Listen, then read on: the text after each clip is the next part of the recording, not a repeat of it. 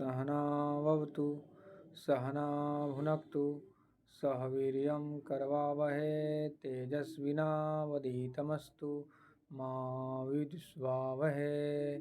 ओम शांति शांति शांति। पिछले क्लास में अहंकार के विषय में पढ़ चुके हैं। अहंकार के विषय में 3 श्लोक था। आज प्रेम के विषय में समझेंगे। किसके विषय में? प्रेम के विषय में। तो प्रेम का शुरुआत ना अहंकार के खत्म होने से होता है। जब तक अहंकार है तब तक प्रेम नहीं हो सकता। जब तक अहंकार है तब तक प्रेम नहीं हो सकता। इसलिए प्रेम के पहले अहंकार को बताया गया है। अहंकार को बताया गया। कबीर जी का एक दोहा प्रचलित है बहुत ही ज़्यादा प्रेम के विषय में। प्रेम प्याला सो पिए शीश दक्षिणा दे, लोभी शीश न दे सके नाम प्रेम का ले।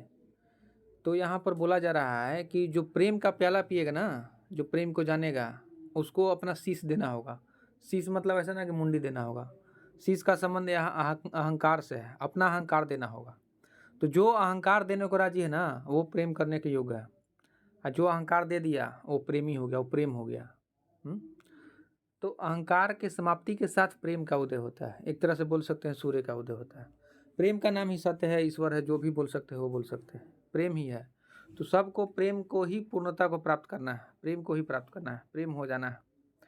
तो याद रखिए, प्रेम प्याला सो पिए शीश दक्षिणा दे, लोभी शीश न दे सके नाम प्रेम का ले।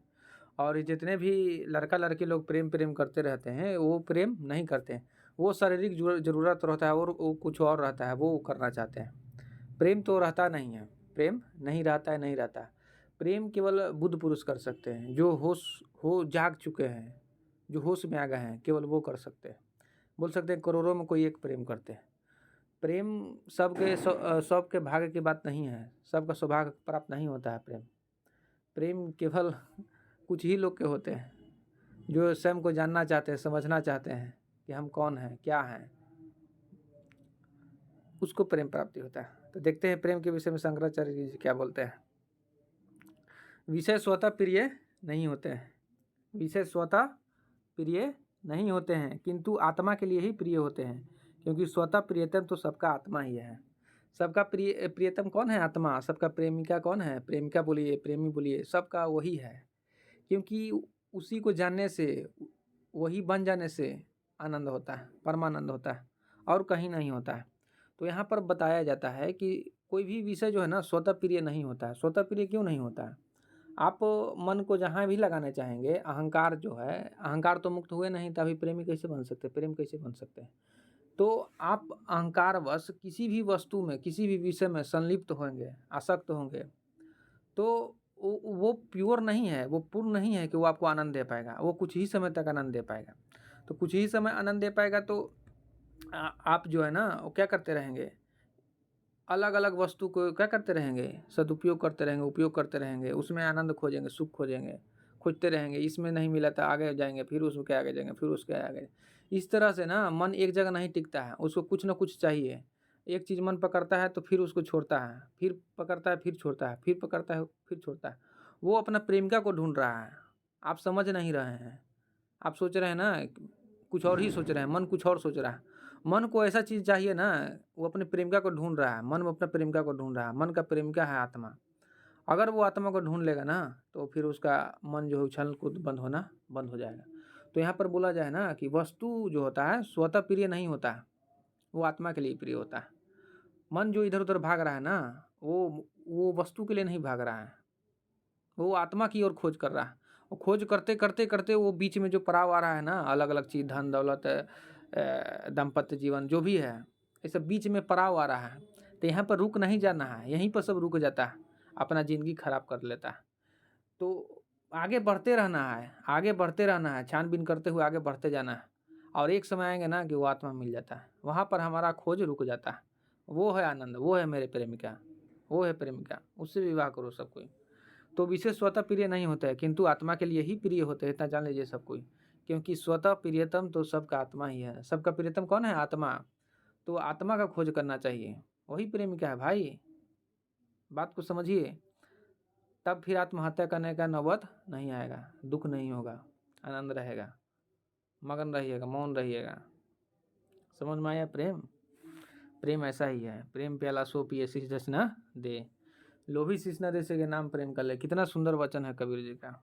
और भी बहुत सारा प्रेम पर दिए हैं, एक दिन बताएंगे प्रेम पर ही, केवल प्रेम का दोहा के बारे में बताएंगे कबीर देश का। आगे देखिए, इसलिए आत्मा सदा आनंद स्वरूप है। इसलिए आत्मा क्या है? इसलिए आत्मा सदा आनंद स्वरूप है, इसमें दुख कभी नहीं।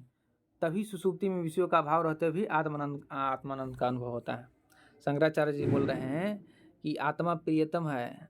क्यों आत्मा प्रियतम है? क्योंकि अहंकार खत्म होने के बाद प्राप्त होता है। अहंकार भाई मरीचिका था, चिदाभास था, वो नहीं था फिर भी दिख रहा था, उसी में हम उलझे हुए थे, दुख में थे।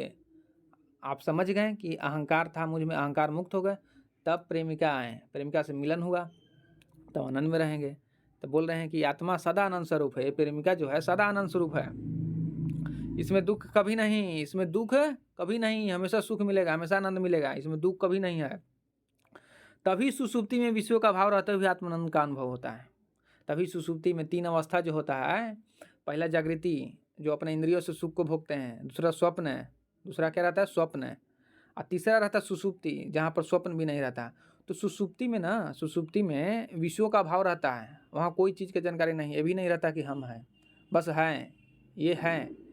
तो सुसुप्ति में ना आत्मा के नज़दीक गए हुए रहते हैं, बाकी आत्मा तक पहुँचे नहीं होते हैं, नज़दीक गए होते हैं बाकी पहुँचे नहीं होते हैं। तो उसके नज़दीकता में उतना आनंद आता है, सुसुप्ति में उतना आनंद आता है, बेहोशी में उतना आनंद आता है। तो जब पहुँचेंगे, जानेंगे, समझेंगे, तब कितना आनंद आएगा। जैसे आग भी जाते हैं तो गर्माहट से गर्मी पैदा हो जाता है ना, ऊर्जा बस, उसी तरह से सुसुप्ति में आत्म आनंद का अनुभव होता है।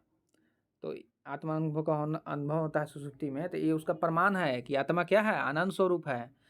आत्मा क्या है? आनंद स्वरूप। इसलिए आत्मा सदा आनंद स्वरूप है, इसमें दुख कभी नहीं है। तभी सुसुप्ति में विषय का भाव रहते हुए भी आत्मा का अनुभव होता है। इसका प्रमाण देते हैं शंकराचार्य जी। प्रमाण क्या देते हैं? प्रमाण दे रहे हैं कि इस विषय में श्रुति मतलब क्या होता है? श्रुति मतलब वेद, श्रुति मतलब ऋषियों के द्वारा समाधि की अवस्था में परमात्मा की आवाज़ को, परमात्मा ज्ञान दिए समाधि की अवस्था में, उसको बोलते हैं श्रुति।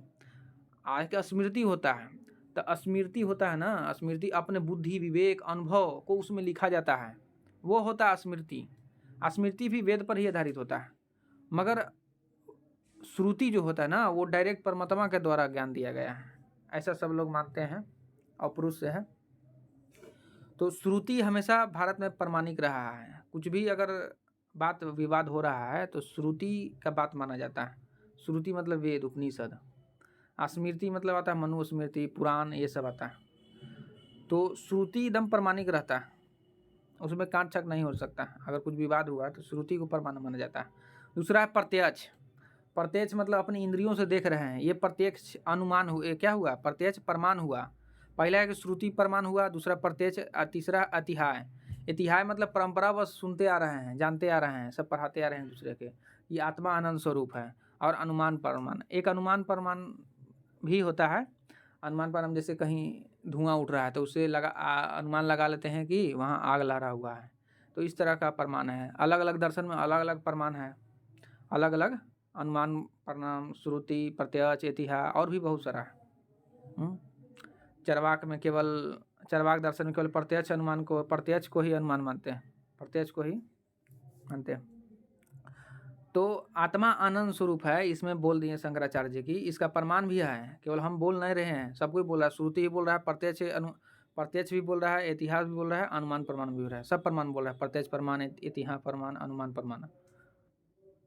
तो इस तरह से बताएं। अगला वीडियो में बताएंगे माया निरूपण के बारे में। तो प्रेम को आप समझ गए होंगे, और कोई भी क्वेश्चन आप करना चाहते हैं तो कमेंट में आप छोड़ सकते हैं, अपना जिज्ञासा बस पूछ सकते हैं, प्रेम के विषय में जान सकते हैं, कोई भी चीज़ के विषय में जान सकते हैं, आपको जानना है, समझना है, अगर आप जिज्ञासु हैं तो। आज के वीडियो में इतना ही, धन्यवाद।